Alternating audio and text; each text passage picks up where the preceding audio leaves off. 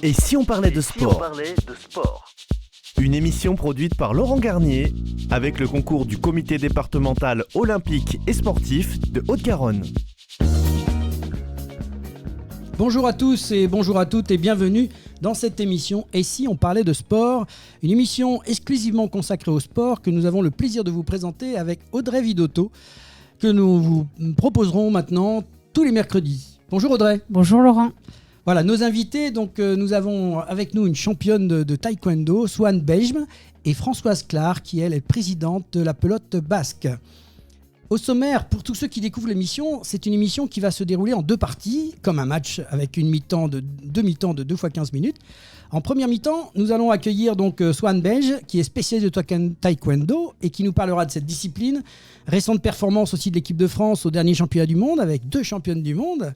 Et juste avant la mi-temps, nous accueillerons Yannick Morel, qui est directeur profession sport, et lui, il va nous parler de sa chronique qui touche à l'emploi dans le secteur du sport. Deuxième mi-temps, reprise avec la pelote basque que l'on va découvrir. Pourtant, dans cette région, elle est connue. Mais Françoise va nous en parler un peu plus, qui est présidente du comité départemental de pelote basque de Haute-Garonne. J'espère que j'ai rien raté, mais elle me corrigera tout à l'heure. Voilà, pour une deuxième chronique, nous découvrirons avec Nicolas Bayod, qui est coach professionnel, comment améliorer les performances des dirigeants et managers grâce aux neurosciences motivationnelles. Excusez-moi, c'est pas simple, mais Nicolas nous en parlera plus facilement que moi. Voilà, avant d'entrer sur le terrain, nous allons vous parler des derniers résultats du week-end avec toutes ces performances qui ont lieu le week-end dernier. Et si on parlait de sport avant match ? Alors, les résultats de cette semaine avec en aviron, Audrey. Alors, Hugo Beuret et Ferdinand Ludwig ont réalisé le meilleur résultat de leur jeune carrière en terminant deuxième de la finale en 2 de couple poids léger de la manche de Coupe du Monde de Varèse en Italie ce week-end. Et chez les dames, c'est Laura Tarantola et Claire Beauvais en 2 de couple poids léger et Margot Bayeul et Emma Lunati en 2 de couple toutes catégories qui, quant à elles, ont réussi à se hisser sur la 3e marche du podium. Alors on reste sur l'eau avec du canoë-kayak à l'occasion de la 3e étape de la Coupe du Monde de slalom à Ljubljana Tassen en Slovénie. Anatole de la Suisse a obtenu la médaille d'argent en kayak cross. En moto ? En MotoGP, Jorge Martin devance Francesco Bagnaia au Grand Prix d'Allemagne. Le Français Johan Zarco est 3e. Après l'Argentine 2e, Le Mans 3e et l'Italie 3e la semaine passée. Johan Zarco a donc signé son 4e podium de la saison. L'autre Français, Fabio Quartararo, termine 13e, toujours en grande difficulté avec sa Yamaha. En Formule 1, Max Verstappen remporte sans trembler son 6e Grand Prix de la saison à Montréal sur le circuit Gilles Villeneuve. Le pilote néerlandais signe son 41e succès en carrière, égalant un certain Ayrton Senna. Il offre sa 100e victoire à l'écurie Red Bull en Formule 1. Eh oui, une grosse performance de Max Verstappen. On ne sait pas encore qui va être capable d'aller le chercher. On va passer à la natation maintenant. Les meilleurs nageurs français ont affolé les chronomètres lors des championnats de France de natation organisés à Rennes la semaine dernière. Léon Marchand, notre Toulousain, a remporté 5 médailles d'or en autant d'épreuves disputées et il a même réussi à battre plusieurs records de France. Et on espère qu'il nous fera de belles performances lors des prochains championnats du monde. On y reviendra. Alors, une catégorie un peu plus originale, le plongeon extrême. Le Français 10 fois champion du monde de plongeon extrême, Gary Hunt, a fini 4e ce dimanche à Paris, au port d'Ébilly. C'est un spot qui fait face à la tour Eiffel de la 2e étape du Red Bull Cliff Diving World Series. Oui, c'était exceptionnel de voir ce plongeon. Les images étaient très belles et il plonge dans la Seine. Il a même déclaré que l'eau était très propre. Voilà, de la part de notre Français, et on espère qu'il sera performant lors des prochains Jeux Olympiques. En escrime, au championnat d'Europe à Plovdiv, la France a remporté 2 médailles d'or. Alexandra Louis-Marie à l'épée et Manon Brunet à Piti au sabre, devant sa compatriote Sarah Blazer qui, elle, est médaille d'argent. Chez les hommes, Enzo Lefort, qui espérait mieux en fleuret, et médaille d'argent. Raphaël Savin, médaille de bronze. Et concernant l'Euro féminin de basketball, mission accomplie pour l'équipe de France à Ljubljana, Audrey. Je vais y arriver. C'est bon. qui a décroché une 3e victoire en 3 matchs pour conclure la phase de groupe de l'Euro. Dans un palais des sports beaucoup plus garni que contre l'Allemagne, 58-50, et la Grande-Bretagne, 63-57, les Bleus ont péniblement dominé la Slovénie 73-68. Elles disputeront leur quart de finale jeudi dans la capitale slovène contre l'Italie ou le Monténégro. Voilà, on y reviendra bien sûr dans la prochaine émission puisqu'on parlera largement de ces championnats d'Europe en espérant que nos joueuses seront capables d'aller chercher le Graal. Voilà, on passe au football avec les Bleus qui ont joué donc contre Gibraltar à Faro au Portugal avec un score de 3-0, une équipe du Gibraltar qui a bien fermé le jeu, mais nos Français ont réussi à sortir de ce piège lors de cette 3e journée de qualification pour l'Euro 2024. Ils sont toujours en tête de leur groupe avec 9 points devant la Grèce, 6 points.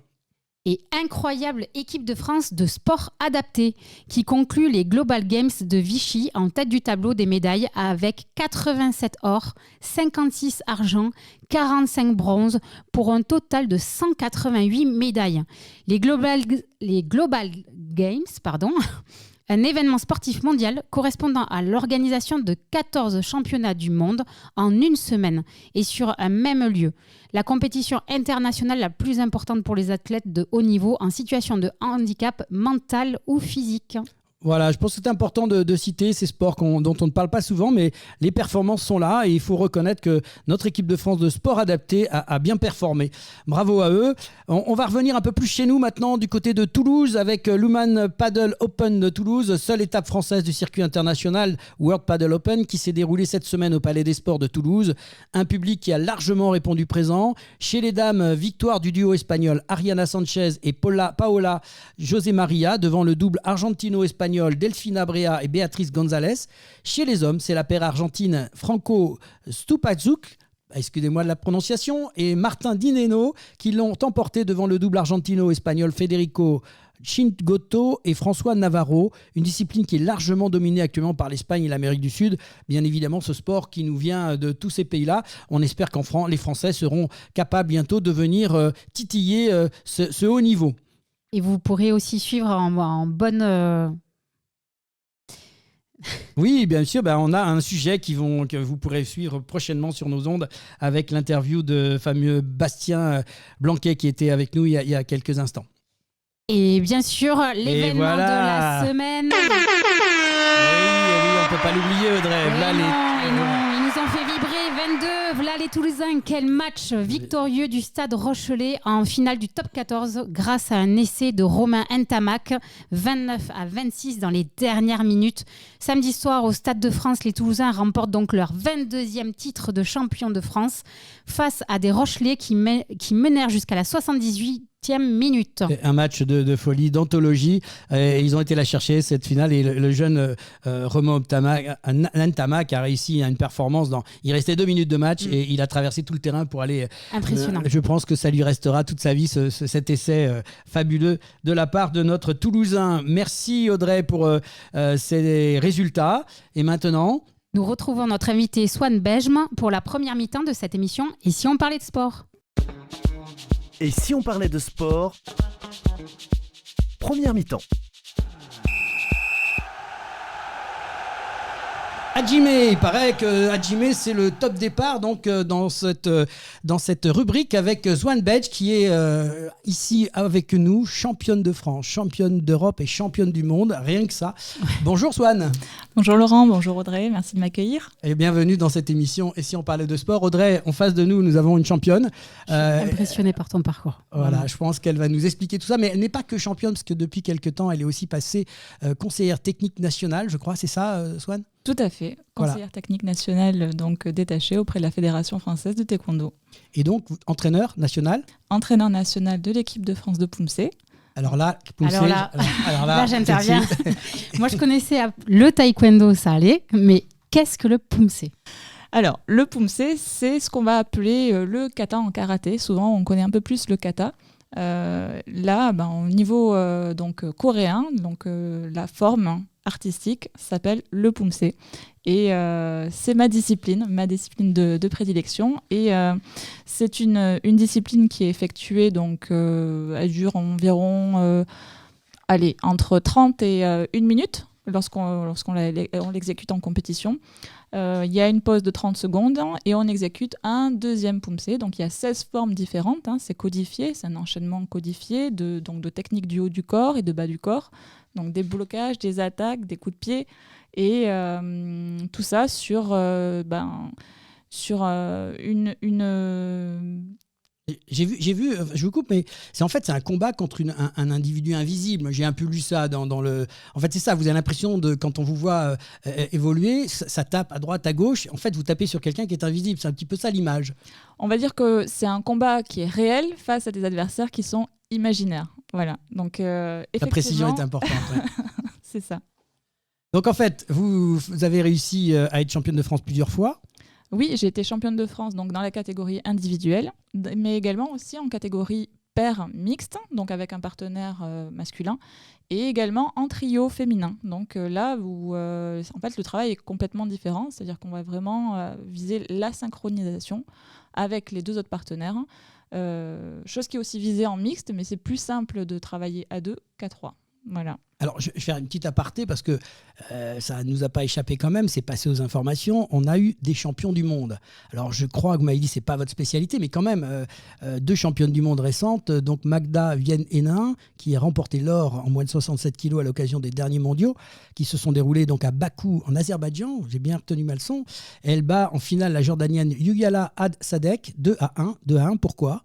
Ça se marche comment, les points en combat ? Alors, 2-1, tout ça, en fait, le règlement a changé récemment et aujourd'hui, on doit pour pouvoir gagner un match, on doit pouvoir gagner 2 rounds. Et donc 2-1, elle a gagné le premier round, deuxième round gagné par l'adversaire et D'accord. ensuite troisième round par Magda. Et ce sont des rounds de combien de temps du coup ? 1 minute 30. Oui. Oui. Alors, la deuxième qui a gagné en plus de 73 kilos, Althea Lorrain, qui est championne du monde elle aussi, contre la Britannique Rebecca McGowan, 2-0. Qu'est-ce que ça vous inspire, ça ? Ça veut dire que le taekwondo se prépare à fond pour les Jeux Olympiques ? Le taekwondo se prépare à fond pour les Jeux Olympiques de 2024, mais pas que. Il y aura aussi la suite. Donc ça ne s'arrête pas à 2024. Il y aura aussi Los Angeles en 2028. Et ça se prépare maintenant. Donc ces championnats du monde, c'est très prometteur pour 2024, mais on va enchaîner tout de suite avec le circuit sur les Grands Prix qui vont être en fait déterminants sur le ranking international de ces athlètes pour pouvoir se positionner sur ensuite la préparation de Los Angeles. Pour les Jeux Olympiques, le pumse est aussi en discipline ou pas ? Et non. Le pumse est fraîchement passé discipline de haut niveau en 2021. Donc c'est une toute jeune discipline de haut niveau et pour l'instant elle n'est pas olympique. Vous avez pris la place du karaté, c'est un discours qu'il ne faut pas donner peut-être entre le taekwondo et le karaté. On a pris la place de personne. Le karaté, c'est simplement sport de démonstration lors des JO de Tokyo, alors que le taekwondo est olympique depuis 2000. Alors j'ai lu quand même qu'en 1994, le taekwondo est déclaré discipline olympique officielle des Jeux Olympiques. Et vous êtes apparu effectivement en 2000. Première participation du taekwondo aux Jeux Olympiques de 2000 à Sydney, avec un certain monsieur Gentil, Pascal Gentil, qu'on a tous vu un peu partout sur les plateaux pendant des années, et qui lui avait obtenu la médaille de bronze aux JO. Je ne me suis pas trompé ? Non, c'est parfait. Voilà. Donc, en fait, si on parlait maintenant un peu du taekwondo dans ce département, Lot-Garonne ou dans la région, qu'est-ce que vous pouvez nous dire par rapport à ça ? Alors, le taekwondo dans la région, c'est la Ligue Occitanie, c'est la 2e ligue en France. Donc, en France, on est quand même une petite discipline, il y a environ 48 000 personnes qui pratiquent et c'est petit.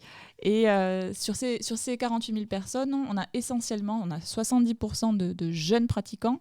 Cette proportion, elle s'applique également au niveau régional.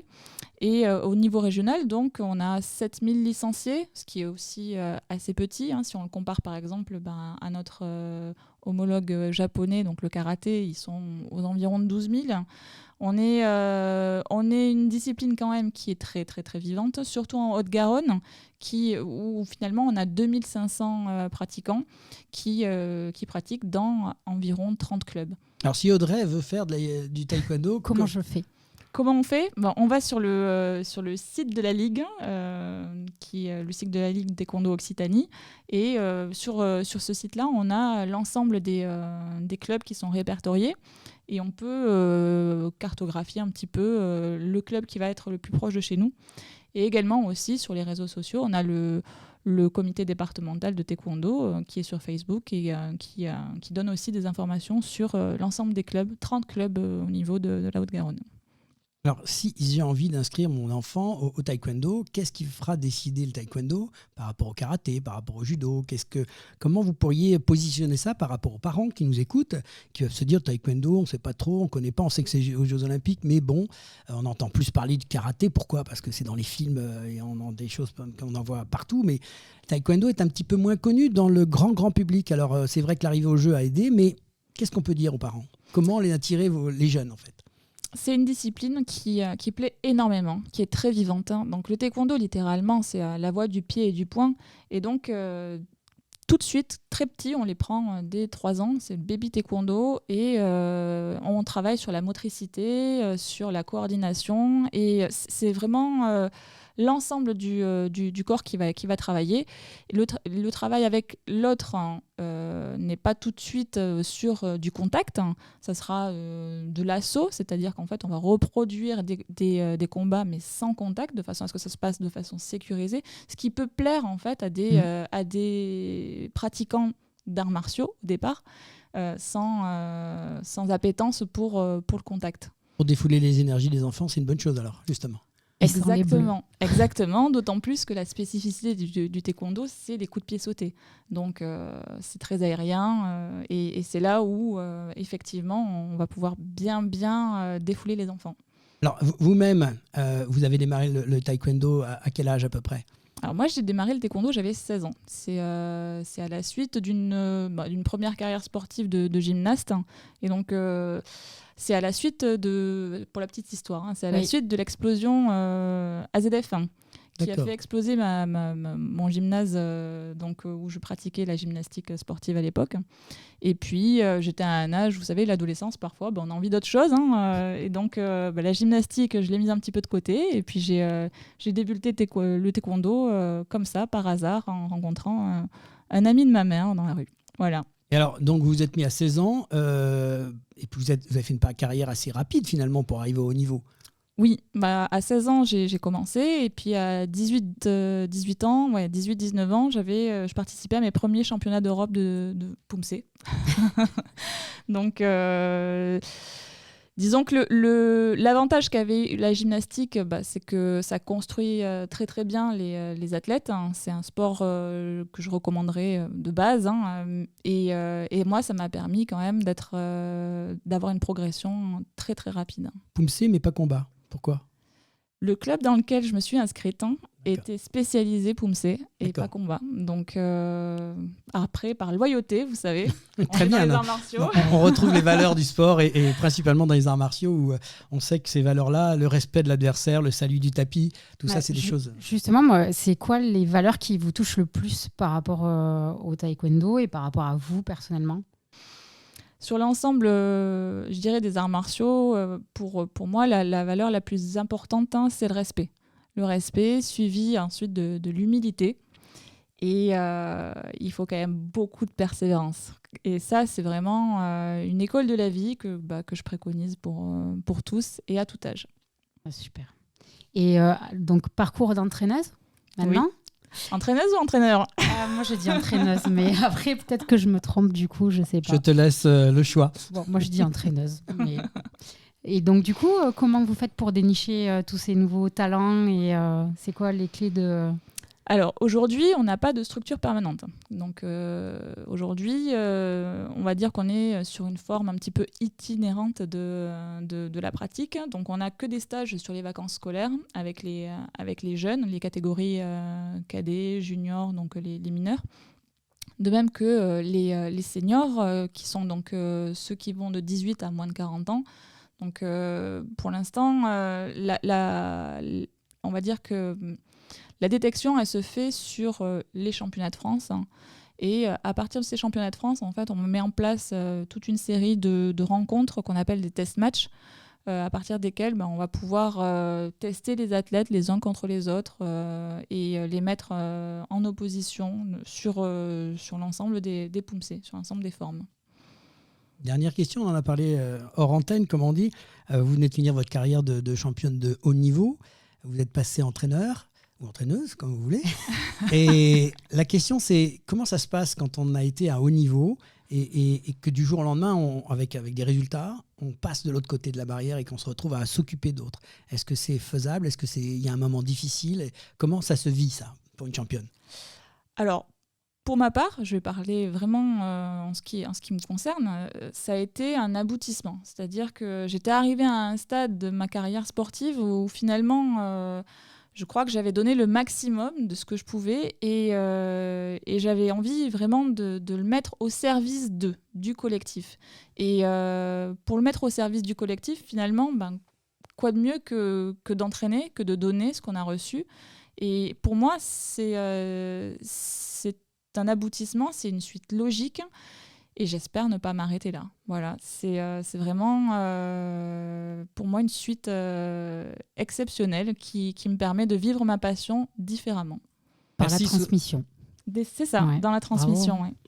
Merci Swan pour tout ce témoignage. Je rappelle qu'on peut vous retrouver donc sur le site www.taekwondo-occitanie.com et on peut retrouver donc toutes les informations. On vous encourage à aller voir et vous renseigner. Je pense que Swan qui est aujourd'hui une championne, pourra mieux vous expliquer ça que nous. En tout cas, c'était l'objectif de cette émission, c'est de faire découvrir et aimer ce sport. Merci d'être venu dans cette émission. Beaucoup. Et si on parlait de sport, et à bientôt. Merci Laurent, merci Audrey, à bientôt. Et si on parlait de sport, la chronique. Alors une chronique spécifique avec la profession sport et nous accueillons Yannick Morel qui va nous parler de cette profession sport animation 31. Bonjour Laurent, bonjour Audrey. Bonjour Yannick. Alors concrètement en fait, est-ce que tu peux nous expliquer qu'est-ce que ce secteur profession sport ? Alors, Profession Sport Animation Haute-Garonne est une association, loi 1901, qui est là pour accompagner les associations sur plusieurs activités, notamment la professionnalisation des associations, mais aussi pour répondre à toutes les questions que se posent les bénévoles sur toutes les thématiques dont ils ont besoin. Ok. Et concrètement, comment ça fonctionne alors ? Alors, en fait, à Profession Sport, on a deux pôles. On a un pôle accompagnement à la professionnalisation, donc pour les associations qui sont déjà employeuses. Donc, à ce titre-là, on les aide à gérer leurs salariés, très techniquement par des bulletins de salaire, déclaration sociale, mais aussi des conseils au quotidien sur la gestion de leurs salariés. Et on a un deuxième volet qui est, où nous sommes nous-mêmes employeurs, où on embauche des personnes diplômées pour encadrer les activités sportives. Et donc ces personnes-là, on les met à disposition des associations, comités, d'entreprises et collectivités. Alors comment ça se passe justement pour venir vers vous, pour faire ces travaux-là ? Les comités viennent, les clubs viennent vers vous. Quelle est la démarche en fait ? Alors, les clubs nous connaissent parce qu'on existe depuis 1996, donc on est déjà installé sur le territoire depuis un moment et donc le bouche-oreille fonctionne très très bien. Et aujourd'hui, les clubs viennent à nous, soit parce qu'ils viennent d'embaucher un salarié et qu'ils ont besoin qu'on gère leur personnel, soit parce qu'ils ont besoin de personnel et ils savent qu'on peut leur mettre à disposition du personnel. Ou bien, en dernier recours, ils viennent vers nous parce qu'ils ont des questions sur tout un tas de sujets. Ils savent qu'on peut les accompagner et leur apporter des réponses, pas à tout, mais à un grand nombre de questions. Alors, bouche à oreille, aujourd'hui, c'est plutôt de l'Internet quand même. Hein. On est passé sur un autre siècle. Donc, comment on fait pour vous joindre directement, Yannick ? Parce que le bouche à oreille, c'est une chose, mais techniquement, il y a un site. Expliquez-nous comment on accède. C'est à la Maison des Sports de la Beige ? Effectivement, on est situé à la Maison des Sports de la Beige. Effectivement, aussi, on a un site internet qui est Profession Sport 31. Vous tapez Profession Sport 31 et vous trouverez directement notre site internet. Néanmoins, Laurent, je me permets de dire quand même que dans le milieu sportif et associatif, les bénévoles sont en contact toujours permanent les uns avec les autres, sachant qu'en plus il y a peu de bénévoles, ils se connaissent tous les uns les autres et quand je dis bouche à oreille, c'est pas un même mot, c'est qu'aujourd'hui les gens ils viennent parce que il a dit moi je suis à Profession Sport, je fais gérer mon salarié par eux. Je ne vais pas dire qu'ils sont très bons, mais je le dis quand même. Allez-y. Ils viennent chez nous. Grâce à ça aussi, majoritairement, on communique que très peu aujourd'hui. C'est pas même si on est sur les réseaux sociaux, on nous retrouvera évidemment sur tout ce qui est Twitter, LinkedIn ou tout autre. Mais c'est vrai que majoritairement, on vient à nous par le bouche-oreille parce que les gens nous connaissent depuis des années, quoi. Donc vous avez parlé des associations qui viennent à vous, mais du coup, moi par exemple, si j'ai envie de postuler, est-ce que je peux Comment Oui. ça fonctionne? Tout à fait, Audrey. Alors effectivement, on a aussi une bourse de l'emploi qui est spécialisée sur les métiers du sport et de l'animation, qui est une bourse nationale d'ailleurs, qui est en lien avec Pôle emploi. Ce qui fait que nous, déjà, on dépose sur cette bourse de l'emploi nos propres besoins, c'est-à-dire donc on a besoin de recruter, on dépose des offres d'emploi. Et de l'autre côté, d'ailleurs, cette bourse est gratuite et est proposée aussi aux clubs, aux associations qui sont en recherche de personnel. De ce fait-là, ils peuvent aussi déposer leurs offres. Mais le gros intérêt aussi de cette bourse, c'est que inversement de l'autre côté, on a des candidats qui peuvent s'inscrire. Donc, si vous voulez travailler dans le sport, vous pouvez très bien vous enregistrer en tant que candidate sur la bourse de l'emploi en disant je recherche un métier dans telle ou telle ou discipline ou activité, etc. Et nous, en relevant vos compétences et vos diplômes, dès qu'il y aura une offre qui sera déposée sur notre site, on vous enverra une information pour vous dire attention, il y a une offre. Ok, super. Alors, c'est ce que je pense qu'on pourra être utile. Et si on parlait de sport, n'hésitez pas à nous donner quelques annonces qu'on pourra profiter pour diffuser à l'antenne. S'il y a des sujets qui sont intéressants pour les auditeurs, n'hésitez pas à venir vers nous. En tout cas, merci Yannick. Au niveau de profession sport, animation, jusqu'où encore on peut aller dans l'information auprès de nos jeunes? Alors, on peut les accompagner, nous, dans les cursus de formation, dans leur recherche de formation. Souvent, ça arrive après le bac, mais pas aujourd'hui pour travailler dans le sport. On n'a pas besoin du bac, puisque ce sont des diplômes qu'on peut passer après des diplômes bac, des niveaux bac. Donc aujourd'hui, on est aussi un lieu d'orientation pour tous les jeunes et moins jeunes, parce qu'aujourd'hui, on a aussi beaucoup de gens en reconversion. Merci pour ces informations-là. En tout cas, on y reviendra, je pense, Yannick, parce qu'il y a beaucoup de choses dans le sport. On parlait de pôle, on parle bien sûr de Pôle emploi sport. Et ce sont des métiers passionnants pour les jeunes qui veulent se lancer dans cette direction-là. On ne fait pas que du sport en tant que prof de gym, comme on dit vulgairement. Aujourd'hui, il y a plein de choses à faire. Les associations ont besoin aussi d'être aidées. Et c'est l'occasion aussi d'apprendre un beau métier tout en faisant une discipline passionnante. Merci Yannick d'être venu à l'antenne. Merci Audrey, merci Laurent. Et si on parlait de sport, mi-temps.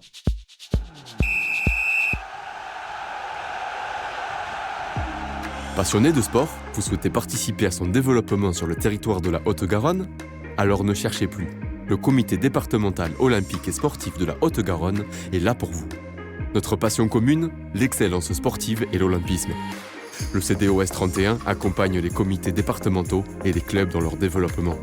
Par des formations adaptées aux bénévoles et salariés pour développer leurs compétences, par l'organisation de multiples manifestations sportives dans lesquelles vous pouvez être intégré, à travers la mise à disposition de volontaires en service civique. Alors contactez le comité départemental olympique et sportif de la Haute-Garonne dès maintenant par mail contact@cdos31.org ou au 05 62 24 19 02. Ensemble, faisons briller la Haute-Garonne à travers le sport. Et si on parlait de sport, deuxième mi-temps. Reprise donc en deuxième mi-temps. Je rappelle nos invités qui sont donc nous avions cette championne Swan Benj qui était avec nous, qui est toujours là. Merci d'être avec nous dans cette émission. Et si on parlait de sport, et là on va accueillir Françoise Clar et Françoise Clar va nous parler d'un sport totalement différent. Et là on va faire un sport qui est dans la région est très connu, c'est la pelote basque. Bonjour Laurent, bonjour Audrey. Bonjour Françoise. Alors Françoise, on va quand même démarrer. Vous êtes présidente du comité départemental de pelote basque de Haute-Garonne, comme on dit avec l'accent. Je me suis pas trompé? De Haute-Garonne, de l'Ariège et de l'Aude. Ah ben voilà, j'en avais bien carrément. un petit morceau. Merci Françoise de cette rectification. Alors, un petit mot sur votre parcours, parce que comment on devient présidente de la pelote basque sans avoir vraiment joué à la pelote basque? Alors oui, effectivement, moi je ne suis pas du tout joueuse, je n'ai jamais joué à la pelote basque. En fait, moi je suis une maman d'un petit qui joue à la pelote basque et que je suivais régulièrement. Donc ça a commencé par intégrer l'école de pelote basque, puis la responsabilité, puis le bureau du club en question, puis la ligue Midi-Pyrénées à l'époque de pelote basque. Puis voilà, de fil en aiguille, on en est venu là jusqu'à ce que l'équipe territoriale me propose de prendre la présidence du comité. Depuis combien de temps vous êtes présidente du comité? Depuis les dernières élections de 2020. D'accord, donc c'est Et récent. Je suis bénévole, oui, et je suis bénévole depuis 2007. Donc une grosse responsabilité. Donc il y a plusieurs clubs. Vous êtes sur le club de Toulouse. Alors, il y a plusieurs clubs. Il y a 20 clubs. Moi, je suis licenciée au Stade Toulousain Pelote, mais il n'y a pas que ce club-là. Hein. Il y a Blagnac, il y a Portet, enfin, on est plusieurs.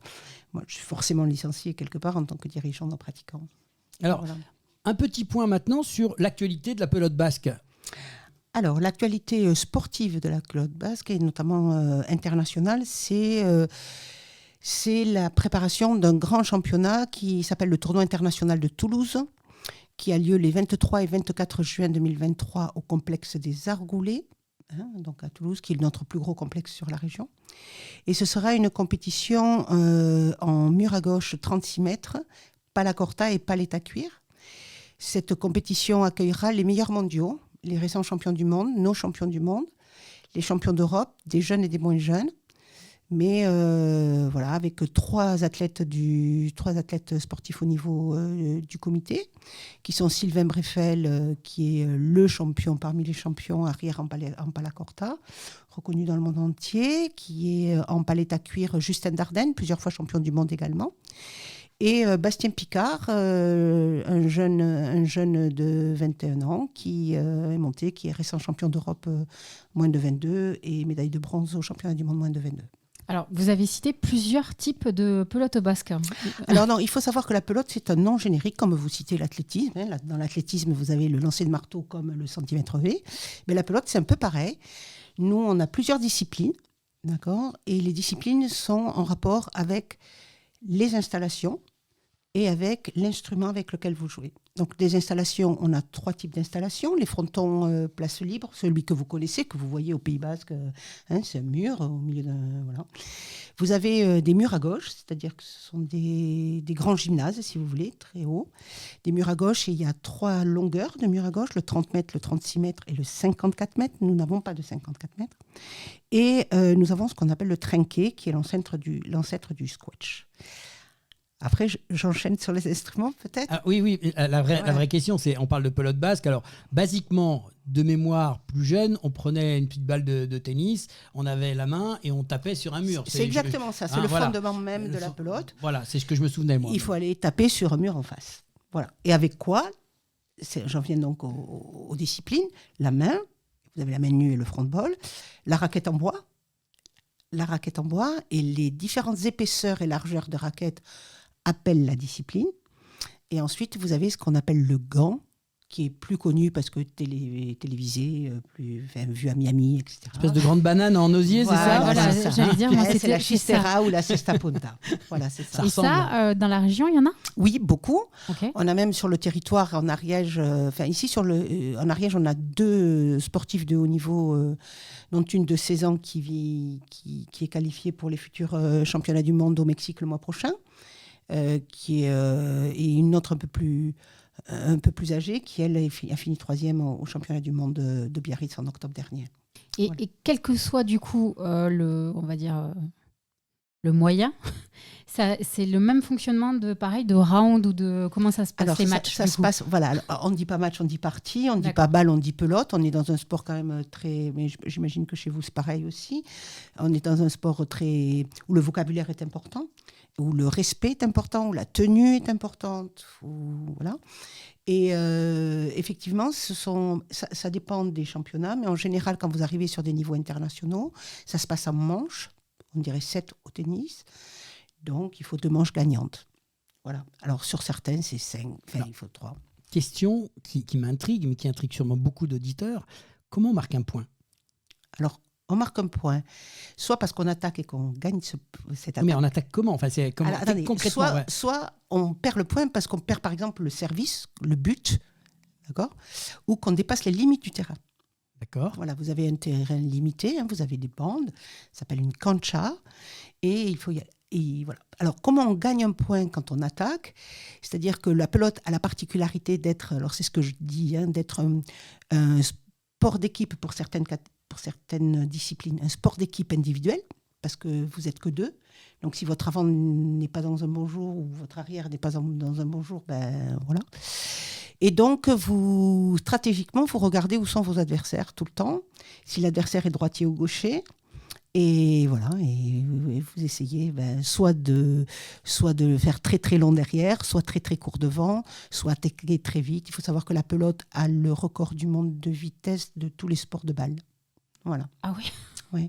La pelote ici à Toulouse par nos champions du monde peut être jusqu'à 210-250 km/h. Quand il envoie la balle, ça tape sur le Alors mur. on dit une pelote, pardon. Merci de me corriger. On est là pour apprendre. Voilà. Si on parle des sports, on parle de tous les sports. Donc on ne peut pas tout connaître. Et merci François. Donc je prends la balle, le pelote, elle tape sur le mur, elle rebondit. Alors elle aura combien de rebonds finalement ? Alors on a droit qu'à un seul rebond. Elle rebondit ou elle rebondit pas. Si vous êtes en jeu d'attaque par exemple, vous pouvez la prendre à la volée. Oui, d'accord.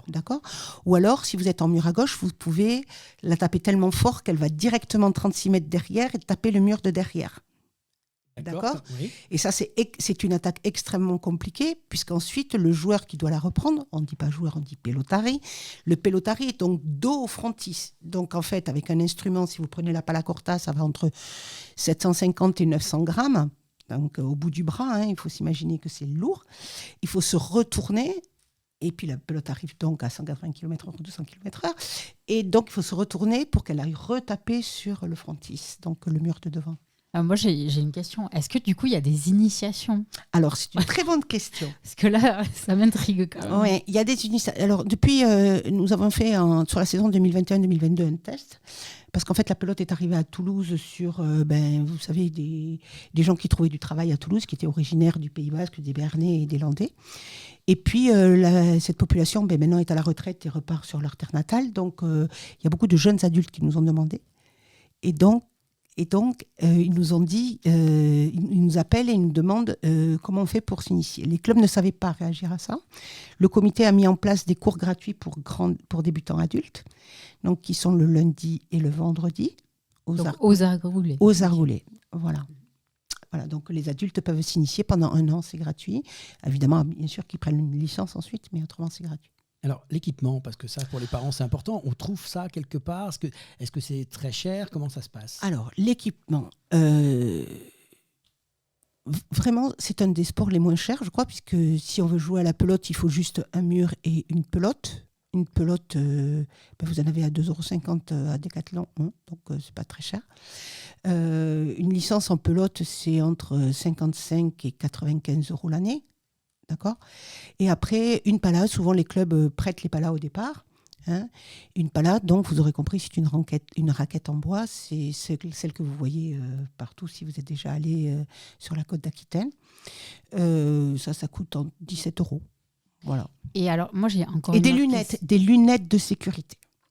Parce que les pelotes dans les yeux, c'est très important. À 210 km/h. Non, mais tout le monde ne joue pas au niveau de nos champions du monde. Chez les petits jeunes, je pense qu'ils vont peut-être pas y arriver tout de suite. Il faut leur laisser un peu de temps quand même, Audrey.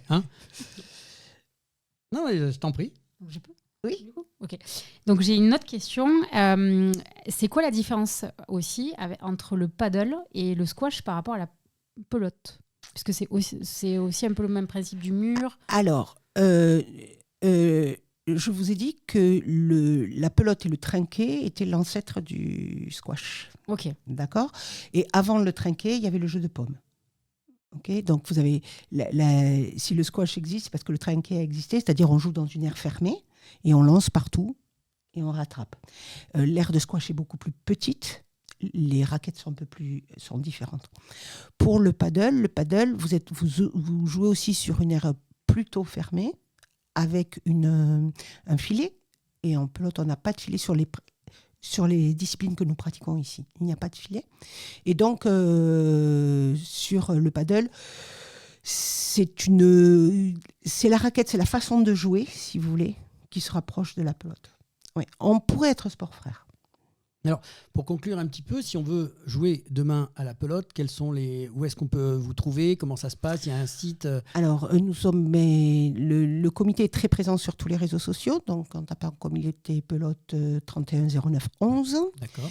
On a un site internet avec le CDPBHG. Nous sommes sur LinkedIn. On est un peu partout, il paraît. Donc, il y a des entraînements comme dans n'importe quelle autre discipline ? Oui. C'est les entraînements, ce qu'on appelle les créneaux. Vous avez des écoles de pelote. On accueille des 3-4 ans aussi. Voilà. Et rassure-toi, ils vont pas à 200 et quelques kilomètres.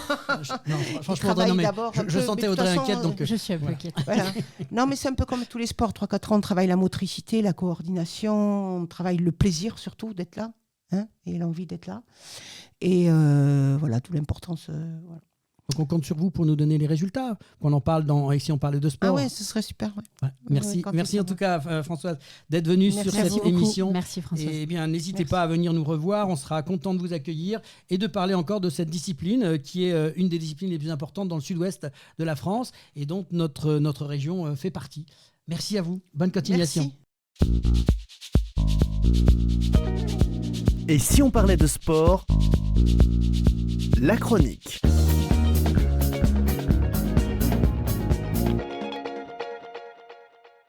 Chronique sport et performance, et aujourd'hui nous accueillons dans l'émission Et si on parlait de sport Nicolas Baillot. Nicolas Baillot est un ancien joueur de football. Après 13 ans de carrière, il a décidé de se lancer dans le coaching personnalisé. Nicolas Baillot, bonjour. Bonjour Laurent. Alors Nicolas, vous allez nous expliquer un petit peu votre parcours. Pendant plusieurs années, vous avez joué au football, vous avez été dans différents clubs. Je crois que vous avez été à Toulouse, à Rodez, à Châteauroux, Nîmes, Clermont. Tout un parcours de vie, et puis l'arrêt de cette carrière, et après, qu'est-ce qui se passe ? La fameuse reconversion du sportif, qui pour la plupart n'est jamais évidente, et qui se prépare plus ou moins aussi. Donc c'est vrai que moi j'avais un petit peu préparé ça à travers quelques diplômes d'État, notamment pour poursuivre dans le milieu. Donc j'ai le diplôme d'entraîneur, mais c'est pas forcément ce que j'ai choisi en suivant. Je me suis formé aussi à la gestion d'organismes sportifs avec la fac de Lyon. Donc là, en partenariat avec l'UNFP, le syndicat des joueurs de foot, qui nous permet aussi de nous former pendant notre carrière. Et puis aujourd'hui, qu'est-ce qui m'a amené à être en fait un coach en neurosciences motivationnelles ? Eh bien, c'est mon parcours. J'ai une femme aussi à côté de moi, puisqu'on n'en parle pas souvent, mais cette vie familiale souvent est mis entre parenthèses, notamment pour la conjointe, et on a eu une opportunité après ma dernière expérience à Clermont dans l'immobilier. Alors c'est un choix de vie, on arrête, c'est difficile d'arrêter une carrière, j'imagine, de footballeur de haut niveau, on se dit voilà, qu'est-ce que je vais faire derrière. Donc il y a un parcours après, ensemble, que vous avez construit et qui vous a amené à autre chose aujourd'hui, une réflexion profonde. Tout à fait, c'est un petit peu aussi une remise en question personnelle, dans le couple, familial et puis professionnel. Donc quand on a eu cette expérience, moi j'avais 31 ans, j'aurais pu continuer à jouer, et puis on a fait ce choix là aussi par rapport à la naissance de notre fille, avec l'opportunité de reprendre une société en tant que lotisseur, promoteur et dans l'immobilier. Voilà, ça a duré 5 ans avec des bonnes et des moins bonnes expériences. On a arrêté. Ensuite on est passé sur une société, on va dire, de vente directe, où on a développé un réseau d'indépendants. Donc là, déjà un petit peu dans le coaching, puisqu'on a... Donc il y a une progression dans votre tête qui se fait progressivement pour arriver aujourd'hui à quelque chose de, je dirais, plus important pour vous, qui vous lance avec cet accompagnement, on va dire. Oui, vraiment trouver sa place. Voilà, au bout de 10 ans, après l'arrêt de ma carrière, aujourd'hui, je me sens vraiment à ma place. Je me suis formé aux neurosciences motivationnelles à travers l'école de David Lefrançois. Je coupe un petit peu, mais qu'est-ce que c'est que neuromotivationnel ? Alors, déjà, il faut savoir que je ne suis pas un formateur en neurosciences. Non, en fait, c'est que j'ai choisi cette école pour avoir un outil d'accompagnement, que ce soit pour le sportif ou le dirigeant, qui va me permettre de l'amener à mieux se connaître pour être plus performant. Et en fait, j'utilise donc des outils de neurosciences motivationnelles, justement pour permettre aux personnes d'appréhender le changement étape par étape. Vous m'aviez dit, il n'y a pas très longtemps, c'est un outil de profilage qui porte un nom, peut-être le citer. Ah, alors là, j'utilise un outil qui est hyper complémentaire, qui mérite d'être connu, qui est le Flash Kanaka, qui a été développé par Yannick Zoud. Et cet outil, en fait, c'est un peu irrationnel, mais avec très peu de données, en fait, il nous donne vraiment notre profil naturel et notre potentiel naturel. Alors ça veut dire que cet outil-là vous permet d'accompagner des gens, de les aider dans leur motivation, c'est-à-dire que on vient de le voir un peu, il y a des moments forts dans une vie, des moments où on a des victoires, des moments où on a des échecs, et on se pose des questions. Et c'est là où vous intervenez, peut-être vous aiguillez un peu les personnes. Alors, déjà, le rôle d'accompagnateur, c'est pas d'être un mentor, c'est-à-dire c'est pas de se mettre devant, et c'est pas de se mettre derrière. C'est vraiment d'être à côté de la personne, le sportif ou le dirigeant me concernant, et de l'amener à mieux se connaître pour justement faire des choix qui vont lui correspondre. Et demain, d'être plus performant, soit sur le terrain, soit en dehors dans son entreprise. Eh bien, merci pour cette première partie. On y reviendra dans la prochaine chronique. Merci Nicolas. Je pense que nos auditeurs sont très intéressés de savoir comment vous accompagnez ces personnes. Et si on parlait de sport, la prolongation. Alors, petite prolongation pour séparer nos deux adversaires, la taekwondo contre la pelote basque. Et on a préparé un petit quiz pour voir si, mesdames, vous êtes capables de vous départager dans ce match de « Et si on parlait de sport ?» Audrey, à toi. Donc le petit quiz que j'ai prévu aujourd'hui, c'est sur les JO. Donc c'est un petit peu bientôt d'actualité, donc je me suis dit que ça allait être sympa et au moins il n'y avait pas de triche ou d'influence quelconque. Donc la première question, les Jeux Olympiques ont été créés en Grèce antique pour promouvoir le sport, célébrer les dieux ou financer la construction des stades. Oui. Alors, Françoise. Moi je dis célébrer les dieux. Même chose. Bien, mesdames, bravo. Bravo Françoise. Alors, deuxième question. Les premiers vainqueurs étaient gâtés. Anémée y recevait une couronne de persil odorant, une couronne de céleri sauvage ou alors une couronne de ciboulettes fleuries. Plouf, plouf. Ah ouais, je dirais une ciboulette fleurie parce que c'est le printemps. Et moi la 2. Et la 2. Je sais plus ce que c'est. Plouf, plouf. Donc la 2, c'était le céleri sauvage. Et c'est une bonne réponse. 2-0. Ok. Question numéro 3, du coup. Les athlètes se présentaient aux épreuves en tenue d'Adam, en armure de bronze ou en tunique de lin. Oui, En François. tunique de lin. Même chose. 0-0. C'était en tenue d'Adam. Et oui, à l'époque, ils étaient nus. Tenue d'Adam. Voilà. Et on va faire la dernière question, du coup. Allez, on y va. La devise des Jeux Olympiques est plus vite, plus fort, plus haut, plus loin, plus haut, plus vite, ou plus vite, plus haut, plus fort. La 1, la 2 ou la 3. Vous pouvez répéter plus lentement? Vous pouvez répéter la question, il faudrait. Donc, plus vite, plus fort, plus haut, plus loin, plus haut, plus vite, ou numéro 3, plus vite, plus haut, plus fort. Moi, je dis la 3. La 3 aussi, Swan? Je crois, oui. Bravo, oui, les bravo. filles. C'est ça. Bravo, merci mesdames. Et si vous allez voir sur le site Et si on parlait de sport, on a même rajouté ensemble, puisque c'est une décision du CIO. Et donc, c'est plus vite, plus haut, plus fort et ensemble. Voilà, donc c'est à savoir. Je vous encourage à aller voir le site Et si on parlait de sport. Merci en tout cas pour cette participation. Merci infiniment pour cette super émission et pour toutes ces explications sur vos disciplines respectives qui étaient très enrichissantes. Merci à tous les trois. Et si on parlait de sport, fin du match. Et c'est la fin de match de cette deuxième émission avec les grands rendez-vous de la semaine dans l'agenda des sportifs. Et on commence avec un petit clin d'œil justement vendredi 23 juin avec la pelote basque. Il y a le tournoi international de Toulouse au complexe de pelote des Argoulets. Alors le samedi 24 et 25 juin, pour les passionnés d'automobile, il y a un rallye automobile de Sidobre qui démarre place de Théron à La Crouzette. Et du vendredi 23 au dimanche 25 juin, en équitation, il y aura les Global Champions Tour à Paris. Et on enchaînera le 25 avec un nouveau Grand Prix de moto, le Grand Prix des Pays-Bas à Assen. Et 25 également en VTT avec les championnats d'Europe à Cracovie en Pologne.